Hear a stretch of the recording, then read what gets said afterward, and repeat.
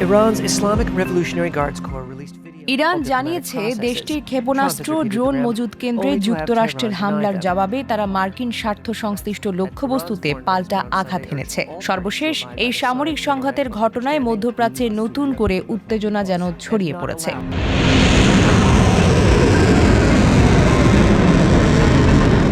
ইরানের দাবি, যুক্তরাষ্ট্রের হামলা ছিল তাদের সামরিক সক্ষমতার উপর সরাসরি আঘাত।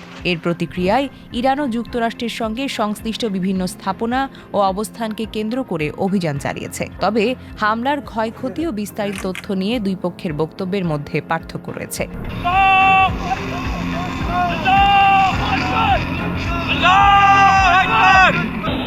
এই ঘটনার পর যুক্তরাষ্ট্র ইরানের মধ্যে সম্ভাব্য সমঝোতা বা চুক্তির ভবিষ্যৎ নিয়েও প্রশ্ন উঠেছে। ইরানের পররাষ্ট্রমন্ত্রী অভিযোগ করেছেন, যুক্তরাষ্ট্র পূর্বের সমঝোতার শর্ত লঙ্ঘন করেছে এবং তাদের সামরিক পদক্ষেপ পরিস্থিতিকে আরও জটিল করে তুলেছে। অন্যদিকে যুক্তরাষ্ট্রের পক্ষ থেকে ইরানের সামরিক কার্যক্রম ও আঞ্চলিক ভূমিকা নিয়ে উদ্বেগ প্রকাশ করা হয়েছে।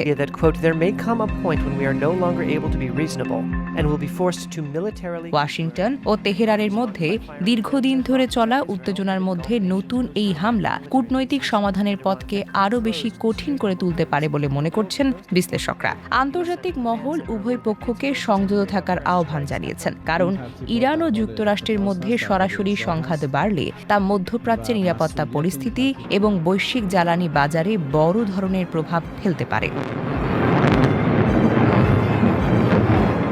Desk report, recap news.